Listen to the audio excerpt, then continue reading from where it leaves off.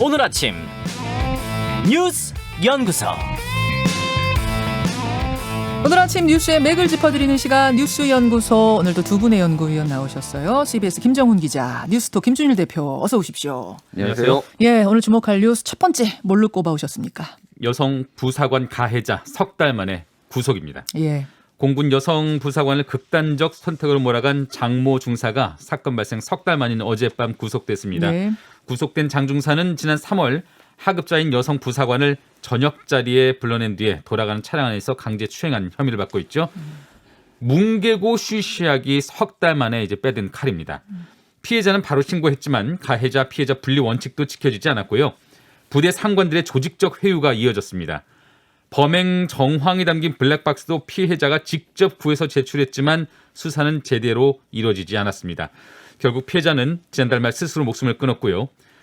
처음 조사에 나섰던 공군 군사경찰은 피해자가 극단적 선택을 한 뒤에도 국방부 조사본부에 그 이유를 누락한 채 단순 사망으로만 보고한 것으로도 드러났습니다. 예. 구속된 장 중사뿐 아니라 2차 가해에 가담한 이들 그리고 부실 대응한 군 관계자들까지 책임을 면할 수 없을 것으로 보입니다. 제가 잠시 후에 이 사건의 담당 변호사와 인터뷰를 할 건데요. 쭉 사건 일지를 보면 김준일 대표. 네. 절차대로 다 뭐가 있긴 있어요. 근데 그 안으로 들어가 보면 다 허술했다는 겁니다. 일단 예. 대표적으로 지금 블랙박스 얘기 김정은 기자가 해줬는데 성추행 당시 그 차 안의 상황을 담은 블랙박스를 피해자가 직접 구해서 냈다는 거 아니에요? 거기 보면은 하지 마시라 이렇게 사정을 하는데도 추행이 계속되는 것들이 고스란히 담겨 있는. 그럼 이게 명백한 증거 아닙니까? 그렇죠. 그렇죠. 그러니까 뭐 블랙박스도 제공을 했는데 이제 다만 이제 이 피해자가 이제 휴가를 갔어요. 휴가를 갔다고 하더라도 청원 휴가. 청원 휴가를 갔다고 하더라도 이제 수사와 조사는 제대로 이루어져야 되는데 이거를 대체적으로 좀 뭉개려고 했다라는 게 여러 가지 이제 정황이 나타나요. 일단 가해자의 휴대전화 확보는 지난달 31일에 이루어졌어요. 그러니까 사건이 발생한 게 3월 2일인데. 예, 석 달 만에 이루어졌고요. 그리고 이제 그 앞에 운전하던 이제 군인이 있었거든요. 하사관이 있었어요. 예. 자기는 전혀 인지하지 못했다 진술을 했다라는 건데 블랙박스도 있고 그리고 중간에서 내렸다라는 거예요. 그러니까 이 성추행을 참지 못하고 그러면 이거를 뭔가 이상하다. 이거 좀 더 정확하게 조사를 해봐야 되는데 그런 게 다 이루어지지 않았고 뭐 진술이 엇갈린다. 뭐 이런 식으로 이제 다 처리를 하려고 했던 여러 가지 정황들이 나오는 거죠. 네. 그래서 뭐 도주 우려가 없다고 구속영장도 청구하지 않고 뭐 이런 것도 있었고 격리 자체가 피해자 분리 자체가 성추행 사건이 이뤄진 지 2주 만에 가해자와 피해자 분리가 이루어졌다라는 거예요. 그러니까 그 와중에 또 어떤 심리적 압박을 받았을지 그런 거고 뭐 자살하고 싶다 뭐 이런 것들을 이제 문자 메시지를 상담관에게 보내고 이게 22번 상담을 받았다고 하거든요. 근데 이게 이후에 이제 자살 징후가 없다 뭐 이렇게 이제 뭐 그렇게 이제 결론을 내렸다라는데 결과적으로 보면은 이렇게 됐다라고 한다라면은 이게 제대로 이루어진 것이냐 이러고 해서 진짜 좀 안타까운 게 꼭 이게 사람이 죽어야지만 이게 일이 해결이 되나 이게 한국 사회는 그러니까요. 게다가 피해자가 굉장히 적극적으로 지금 신고도 바로 다음 날 하고 블랙박스도 본인이 직접 수거해서 제출하고 명백한 증거가 있는데 왜 군 검찰 송치까지 한 달이나 걸렸으며 그다음에 2달 동안 군 검찰에서는 한 번도 이 피해자를 불러내질 않았었대요. 네. 적극적으로 피해자는 자신의 피해를 호소를 했지만 또 그만큼 적극적으로 군이 회유를 벌였습니다. 적극적으로 조직적으로 피해자를 회유하기 위한 작업들이 이루어졌고요. 특히 그 피해자의 남자친구까지 회유의 대상으로 삼았다고 해요. 남자친구도 군인인 거죠. 그렇습니다. 같이 근무하던. 예. 그리고 결국에는 혼인신고를 한 그날 네. 결국 극단적인 선택을 한 것으로 보이는데요. 참 너무 답답한데 이게 사실 국방부가 성범죄와의 전쟁을 선포한 게 지난 2015년이에요. 예. 당시에도 전방부대 여성 대위가 직속 상관의 지속적인 성희롱에 스스로 목숨을 끊은 사건이 일어난 직후에 국방부가 이런 조치를 내렸습니다. 하지만 지난해에도 군 성범죄 사건 육군이 118건, 해군 해병대가 45건, 공군이 19건이었습니다. 이번 사건을 보면은 이런 통계도 잡히지 않은 피해 사례들 더 있을 것이라는 합리적인 의심이 가능하죠. 네. 우리 군을 위협하는 그 주적이 멀리 있지 않은 것 같습니다. 어제 그래서 군 인권센터에서 또 기자회견을 열었는데 그 군사경찰 소속 하사가 여군 숙소에 무단 출입해가지고 그 여군을 그 불법 무단 촬영을 했다라는 거예요. 여군들의 신체 부위를 찍어가지고 예. 갖고 있었다는 거잖아요. 속옷, 뭐 신체 부위 이런 거를 촬영을 했다라는 거예요. 그러니까 지금 성범죄가 지금 뭐 계속 나타나고 있는데 기본적으로 이거를 밝혀지면은 이제 징계를 받으니까 지휘관들도 그래서 은폐를 하려는 건데 은폐를 했을 때 걸려서 좀 더 강한 징계가 있어야지 이런 것들이 네. 지금 좀 근절되지 않을까 이렇게 보여집니다. 그래요. 잠시 후에 그 담당 변호사의 자세한 이야기 좀 들어보시죠. 우리는 두 번째로 넘어가겠습니다. 네, 박범계의 시간일까, 김호수의 시간일까? 박범계, 김호수 35분간 탐색전 그 이후인데요. 박범계 법무장관과 김호수 검찰청장이 오늘 오후 서울 고검에서 만납니다. 네. 이게 검찰 인사 그리고 조직 개편안을 협의하기 위해서 마련된 자리입니다. 근데 앞서 두 사람은 어제 35분간의 독대를 포함해서 상견례를 하긴 했어요. 김호수 검찰총장은 이후 기자들과 만나서 조직 개편안에 대한 검찰 구성원들의 우려를 들었고 이를 장관에게 전달했다 이렇게 밝혔습니다. 네. 인사의 대략적 구도에 대해서도 전달했다고 하고요. 이에 대해 박범계 장관은 인권 보호와 사법 통제 또 수사권 남용 억제라는 그 대의를 벗어나지 않는 범위에서 조직 개편안을 조정할 여지가 있다면 조정할 수도 있다 이렇게 말을 했네요. 네. 오늘 공식 면담에서는 더 구체적인 논의가 있을 텐데 김호수 총장의 의견을 들은 박범계 장관의 고민이 깊어질지 아니면 박 장관의 의중을 접한 김 총장의 고민이 더 깊어질지 지켜봐야 되겠습니다. 김준일 대표. 예. 일단 이게 인사에 관해서 그 법에 규정된 의견 청취는 아니라고 합니다. 그러니까 그거는 별도의 자리로 이제 따로 한다라는 거고, 그러니까 두 가지예요. 하나는 인사, 하나는 조직 개편. 근데 이제 저는 궁금한 게, 예. 그러니까 법무부 장관, 박범계 장관과 김호수 총장이 바라보는 그 방향이 같은 방향인 건지, 둘이 좀 방향이 다른 건지 이게 궁금해요. 그러니까 같은 비슷한 방향을 바라보고 있지만은 약간 각도가 살짝 달라요. 틀어졌다라고 살짝 봐야 달라요? 돼요. 왜냐하면 이거 예를 이렇게 들어드릴게요. 지금 예. 이 조직 개편안의 가장 핵심이 뭐냐면은 이제 앞으로 검찰이 수사하려면은 검찰총장이나 법무부 장관한테 승인받으라는 거예요, 사전에. 이게 지금 가장 핵심적인 쟁점이에요.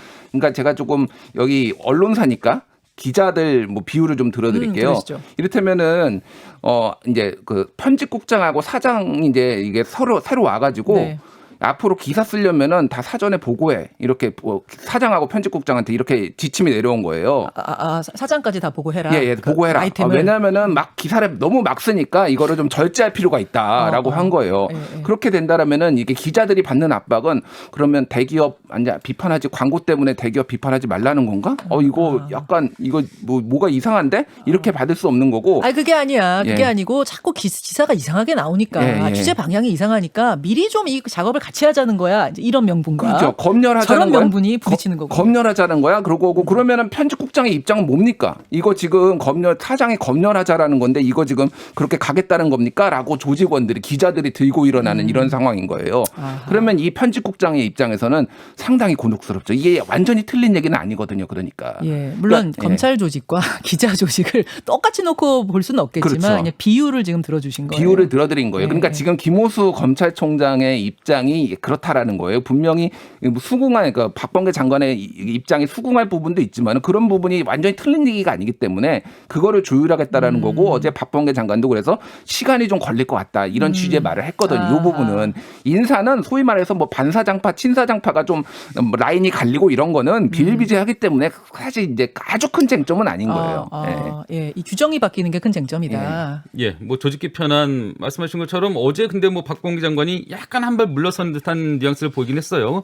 그 조직 개편안을 조정할 여지가 있다면 조정할 수도 있다 이렇게 말을 해서 네. 결론이 한번 지켜봐야 될 것 같은데 결론을요. 네. 근데 저는 인사도 계속 관심이죠. 제가 앞서서 그 김호수 체제 바로미터를 이성윤 서울주검장, 네. 서울중앙지검장의 이후 거취를 보면 된다 이렇게 말씀드렸었는데. 왜냐하면은 본인 재판을 받으면서 서울중앙지검장직을 유지하는 것에 대해서 지금 정치권에서 반발이 굉장히 심했고. 그렇지만 유지하고 있었고. 예. 이게 새로운 검찰총장 들어오면 어떻게 될 것인가 이거였죠. 오히려 승진 가능성까지 나오니까요. 근데 또 주목해야 할 사람이 사실 한동훈 검사장입니다. 네. 조국 전 장관 일가 수사를 지휘했다가 좌천돼 있는데 그 기간이 지금 이제 1년이 넘어요. 그런 만큼 어떤 식으로든 자리를 좀 옮겨야 되지 않을까 이렇게 생각이 드는데 이런 가운데 그가 한동훈 검사장이 조국 전 장관이 펴낸 회고록 내용을 작심 비판한 것도 이 시점에 작심 비판한 것도 눈길을 끌고 있습니다. 언론과 인터뷰에서 거짓말을 했던 조 전 장관이 계속 진실 행세를 한다 이렇게 말을 한 거예요. 그런 한동수 검사장의 인사 어떻게 해야 될 것인가 장관에게도 총장에게도 지금 큰 숙제로 다가오고 있을 겁니다. 그러네요. 마지막 뉴스 갑니다. 네, 송영길 대표 사과 이후 여전히 못 건너는 조국의 강입니다. 송영길 대표가 어제 이제 국민들 앞에서 통렬히 반성한다라는 워딩을 쓰면서 사과했죠. 네, 이른바 조국 사태를 두고 더불어민주당 송영길 대표가 국민들에게 사과를 했는데 그 후폭풍이 좀 만만치는 않아요. 송영길 대표는 어제 민심경청 프로젝트 결과 보고회에서 네. 조국 전 장관의 법률적 문제와는 별개로 자녀 입시 관련 문제는 우리 스스로도 돌이켜보고 반성해야 할 문제라면서 국민과 청년들의 상처받은 마음을 헤아리지 못한 점 다시 한번 사과드린다고 밝혔습니다.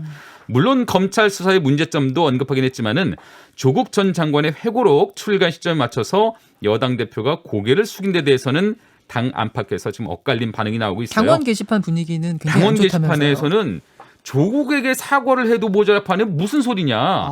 송영길 대표를 탄핵해야 된다. 이런 격앙된 그런 의견도 있고요. 스스로 사퇴하지 않으면 우리가 탄핵시키자. 그렇습니다. 당 대표를요. 의원들 사이에서도 지금 갑론을박이 좀 이어지고 있는 것 같네요. 두 가지가 궁금해요. 네. 송영길 대표가 사과를 할 거다라는 예측과 아니다 사과까지는 아니고 유감 표명 정도 한다더라라는 예측이 막 나오던 중이었는데 결국 그냥 사과 정도도 아닌 통렬히 사과를 했어요. 네. 왜 그랬을까 하는 것과 민주당 내부의 주류의 반발은 어느 정도까지 갈 것인가 두 가지. 먼저 이제 주류의 반발부터 먼저 말씀드릴게요. 어제 이거에 대해서 공식적으로 코멘트를 한 사람이 김용민 최고위원, 수석 최고위원. 예, 수석 최고위원인데 이견이 있었다 최고위원회의에서라고 했었고 뭐 정청래 의원 정도 이 정도밖에 없어요 의원들 중에서. 공식적으로 SNS에 뭐 글 쓰거나 이런 사람도 없어요. 예, 뭐 김한정 의원 한 명 더 있고, 이제 이 정도밖에 없습니다. 이게 뭐냐면은 당에서도 이 문제에 있어서는 송영길 대표가 해야 할 일을 했다.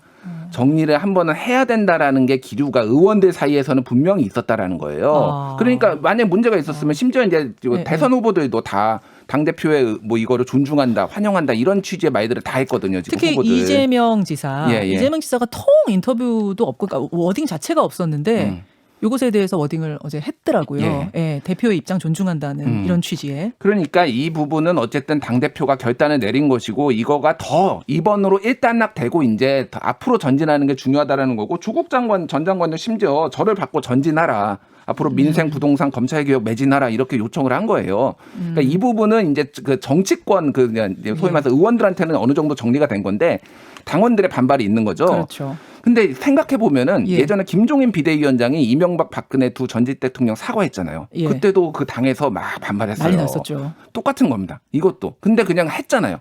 그 이후에 정리가 됐어요. 그 다음에. 그러니까 지금은 시끄러운 것 같지만은 결국은 정리가 되는 거고 이거는 지금 대선 시기가 빨라졌습니다. 윤석열 등판 뭐 이런 얘기가 막 나오잖아요. 그러면 조국 사태가 얘기가 나오면 나올수록 민주당은 손해예요. 그러니까 이거는 빨리 이제 한번 일단락을 하고 그러니까 이명박 박근혜 대통령 사과를 했다고 해서 그 당이 완전히 바뀌었느냐 뭐 이렇게 또 안 보는 사람들도 있듯이 조국 사태에 대해서도 마찬가지예요. 근데 어쨌든 한번 정리를 하고 가느냐 안 하고 가느냐는 되게 다르다라는 거죠. 야당의 공격의 빌미 하나를 없앤 것이다. 없애야 한다. 이것에 대해서 적어도 의원들 사이에 대체적으로 동의는 됐다고 보시는 거군요. 그렇죠. 예. 김정우 기자. 네, 뭐 강성당원들의 목소리도 있기 때문에 지금 뭐 여권은 고민스러울 수밖에 없는데 조국 전 장관의 고백을 액면 그대로 받아들이느냐 아니면은 어떻게든 행간을 찾느냐 선택하면 됩니다. 말씀하신 것처럼 조국 전 장관이 최근에 여러 가지 말들을 했었는데 전직 고위 공직자로서 정무적 도의적 책임을 무제한으로 지겠다. 회초리 더 맞겠다. 이제 자신을 잊고 밟고 전제해달라고 했죠. 조국의 강을 건너는 방법 의외로 쉬울 수도 있습니다. 조 전 장관의 고백에 진심이 담겨 있다. 이렇게 보면은 그대로 따르면 될 것 같습니다. 나를 밟고 가라. 네. 그랬더니 김근식 위원장은 누우셔야 밟고 가죠. 또 어디 그렇게 SNS를 써가지고 기사도 나고 막 그랬던데 이 조국 전 장관의 책은 두 분 못 읽으셨죠 아직? 아직 못 읽었어요. 지금 이거 어디서 구하기도 어려워요. 근데 권영철 대기자가 이걸 읽었다고 합니다. 읽고 오늘 친절한 대기자에서 이 내용을 좀 요약해서 전달드리겠습니다. 수고하셨습니다. 감사합니다. 김현정의 뉴스쇼는 청취자 여러분의 참여로 이루어집니다. 트위터, 페이스북, 레인보우 게시판, 그리고 단문 50원, 장문 100원의 유료 문자 샵 1212, 우물정 1212 통해 참여하실 수 있습니다. 김현정의 뉴스쇼, 여러분과 함께 만듭니다.